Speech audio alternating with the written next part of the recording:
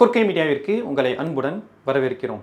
April 22ஆம் தேதி பஹல்காமில் பயங்கரவாதிகள் இந்தியாவின் பல்வேறு பகுதிகளில் இருந்து அந்த டூரிஸ்டுகள், அந்த சுற்றுலா பயணிகள் மேலே நடத்தின அந்த தாக்குதலில் 26 பேர் அநியாயமாக கொல்லப்பட்டாங்க. ஒட்டுமொத்த தேசமும் பற்றி எரிஞ்சிச்சு.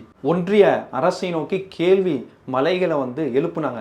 அது மட்டும் இல்லாமல் சரியான இதுக்கு தக்க பதிலடியை கொடுக்கணும், அந்த பாதிக்கப்பட்ட அந்த மக்களுக்கு நீதியை வாங்கி கொடுக்கணும் அப்படிங்கிற மிகப்பெரிய அழுத்தங்களும் ஒன்றிய அரசுக்கு மேலே எழும்பிச்சு. அதன் தொடர்ச்சியாக ஒன்றிய அரசு என்ன செஞ்சது அப்படின்னா, முதலாவதா இண்டஸ் வாட்டர் ட்ரீட்டி அப்படின்னு சொல்லக்கூடிய சிந்து நதி காஷ்மீரில் இருந்து புறப்பட்டு பாகிஸ்தான் எல்லைக்குள்ளே போகக்கூடிய அந்த சிந்து நதியை அந்த ட்ரீட்டியை, அந்த ஒப்பந்தத்தை நாங்கள் ரத்து செய்கிறோம் அப்படிங்கிற முடிவை எடுத்தாங்க.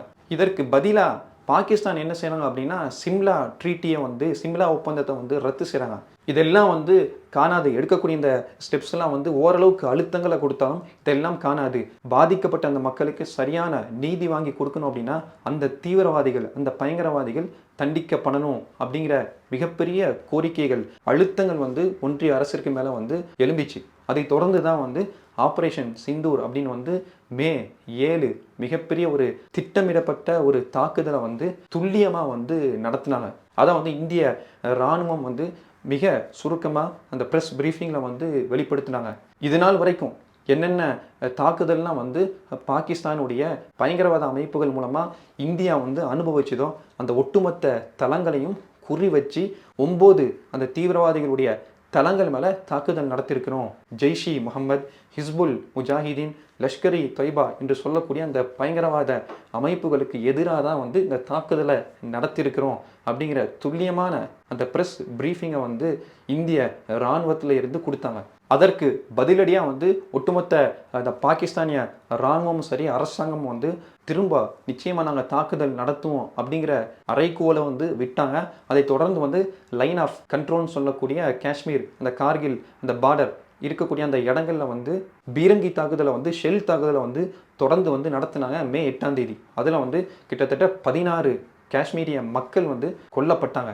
40க்கும் மேற்பட்ட மக்கள் படுகாயம் அடைஞ்சாங்க. அது மட்டும் இல்லாமல் இந்தியாவினுடைய 7 மாநிலங்களை நோக்கி, முக்கியமான தளங்களை நோக்கி கிட்டத்தட்ட 36 ட்ரோன் தாக்குதலை பாகிஸ்தான் ஏவிச்சு. அதை ஒட்டுமொத்தமாக நல்லிஃபை பண்ணிட்டோம், செயலிழக்க செஞ்சிட்டோம், சுட்டு வீழ்த்திட்டோம் அப்படின்னு இந்திய இராணுவத்தின் மூலம் செய்தியை வெளிப்படுத்தினாங்க. இப்போ இந்தியா நடத்தின அந்த தாக்குதலின் மூலமாக வெற்றி இலக்க அடைஞ்சாங்களா அப்படின்னு கேட்டால் இந்திய இராணுவத்தின் மூலம் சொன்னாங்க, கிட்டத்தட்ட 75ல் இருந்து 100 பயங்கரவாதிகள் இதன் மூலம் அழிக்கப்பட்டிருக்கிறாங்க அப்படிங்கிற அந்த வெற்றி இலக்கை நாங்கள் அடைஞ்சிருக்கிறோம் அப்படின்னு இந்திய இராணுவத்தின் மூலம் தகவலை தந்தாங்க. இப்படி மாறி மாறி தாக்குதல் நடத்துகிறாங்க. பயங்கரமான போர் சூழல் ஒரு போருடைய வேரியத்தில் நம்ம இருக்கிறோம் அப்படிங்கிறத ஒட்டுமொத்த தேசத்தின் மக்களும் உணர்றாங்க.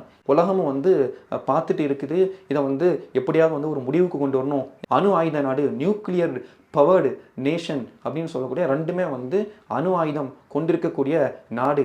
அணு ஆயுதத்தை பயன்படுத்திட்டாங்க அப்படின்னா மிகப்பெரிய விளைவுகளை இந்த தேசத்திற்கு மட்டும் இல்லை, ஒட்டுமொத்த உலகத்திற்குமே பாதிப்படையும். பல நாடுகள் இதில் முன் மத்தியஸ்தம் செஞ்சு நீங்கள் எப்படியா சமாதானமாக போங்க அப்படின்னு மத்தியஸ்தம் செஞ்சு போரை ஒரு முடிவுக்கு கொண்டு வந்திருக்கிறாங்க. இப்படி இந்த ஒட்டுமொத்த இந்த போரினுடைய அந்த பதற்ற சூழலில் மிக தெளிவாக இந்திய இராணுவம் தன்னுடைய ஸ்டாண்டை வெளிப்படுத்தினாங்க. அந்த ப்ரெஸ் ப்ரீஃபிங்கில் தொடர்ந்து ஒவ்வொரு நாளும் எப்படி தாக்குதலை நாங்கள் நடத்தினோம், எப்படி தாக்குதலை தடுத்துட்டு இருக்கிறோம் அப்படிங்கிற தெளிவான அந்த ப்ரெஸ் ப்ரீஃபிங்கை கொடுத்துட்டு இருந்தாங்க அப்படிங்கிறத தெளிவாக பார்த்தோம். இந்திய மக்கள் அனைவரும் இந்திய இராணுவத்திற்கு பின்னாடி, இந்திய அரசிற்கு பின்னாடி நாங்கள் நிற்கிறோம் அப்படிங்கிறதுல உறுதியை காட்டினாங்க. இப்போ இந்தியாவா அல்லது பிற நாடா அப்படின்னு வந்தால் ஒட்டுமொத்த இந்திய மக்களும் தேசத்திற்காக நிற்பாங்க அப்படிங்கிறத இந்த சூழலில் இந்த போர் பதற்ற சூழலில் நம்ம பார்த்தோம். இப்போ ஒட்டுமொத்தத்தில் நம்ம பார்த்தோம் அப்படின்னா இந்த தேசத்தில் இருக்கக்கூடிய இந்துக்களுக்கும் இஸ்லாமியர்களுக்கும் இருக்கக்கூடிய அந்த பிணைப்பை எப்படியாவது பிளவுபடுத்தணும் அப்படிங்கிற குறிக்கோளில் தான் பாகிஸ்தானில் இருக்கக்கூடிய மதவாதிகளும் நினைக்கிறாங்க. அதற்கு தோதுவாக இந்தியாவில் இருக்கக்கூடிய இந்துத்துவ மதவாதிகளும் இந்த போர் பதற்ற சூழலையும் கூட இந்தியாவில் இருக்கக்கூடிய இஸ்லாமியர்கள் மேலே இதை ஒரு வெறுப்பாக மாற்றுறாங்க அப்படிங்கிறத தொடர்ந்து நம்ம பார்த்துட்டு இருக்கிறோம்.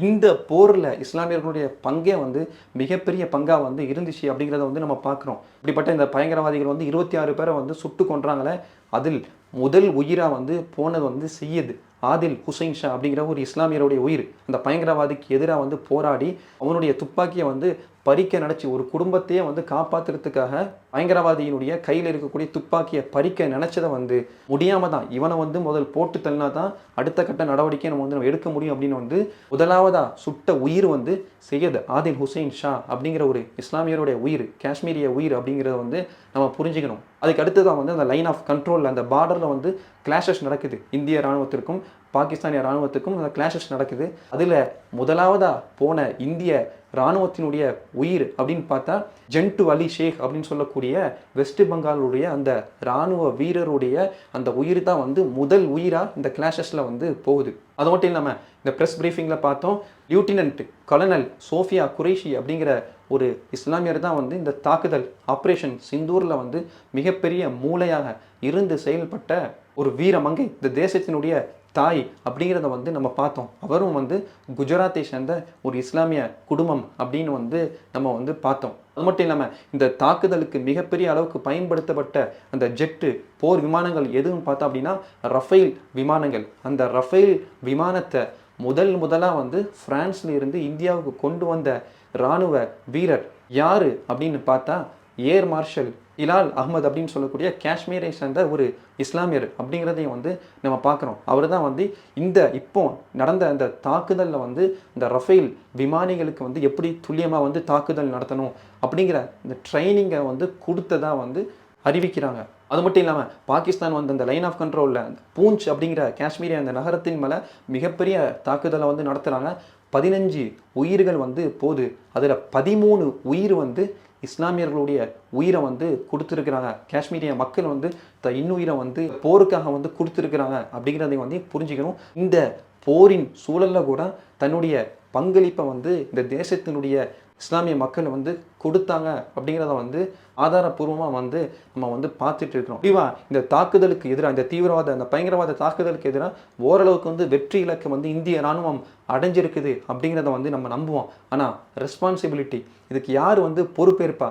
மத்திய அரசாங்கம் எல்லையில் இருக்கக்கூடிய அந்த பாதுகாப்பு இன்னும் வந்து அதிகப்படுத்தணும். இனிமேலாவது இப்படிப்பட்ட தாக்குதல் வந்து நடக்காமல் இந்த தேசத்தை வந்து காப்பாற்றணும் அப்படிங்கிறத கோரிக்கையை மற்றும் ஒட்டுமொத்த இந்த தேசத்தினுடைய நடுநிலையாக இருக்கக்கூடிய மக்கள் வந்து வச்சுட்டு தான் வந்து இருக்கிறாங்க. அதையே வந்து நான் அந்த கோரிக்கையை வந்து இந்த வீடியோவின் மூலமாக நாமளும் வந்து வைக்கிறோம். அது மட்டும் இல்லாமல் இந்த தேசத்தினுடைய ஒற்றுமையாக இருக்கக்கூடிய இந்து, இஸ்லாமிய, கிறிஸ்துவ, சீக்கிய அந்த மக்களுக்கு இடையில வந்து பிரிவினையை வந்து தூண்டாதீங்க. அந்த பிரிவினையை தூண்டக்கூடிய அந்த மதவாதிகள்கிட்ட இருந்து உஷாராக இருங்கள் அப்படிங்கிற எச்சரிக்கையை வந்து நம்ம கொடுத்துட்டு இந்த வீடியோ வந்து நம்ம நிறைவு செய்கிறோம். வீடியோ பற்றி உங்களுடைய கருத்துக்களை வந்து கமெண்ட்ஸில் வந்து தெரியப்படுத்துங்க. மீண்டும் அடுத்த ஒரு நல்ல பதிவில் சந்திப்போம். அதுவரை நன்றி. கொர்க்கே மீடியா.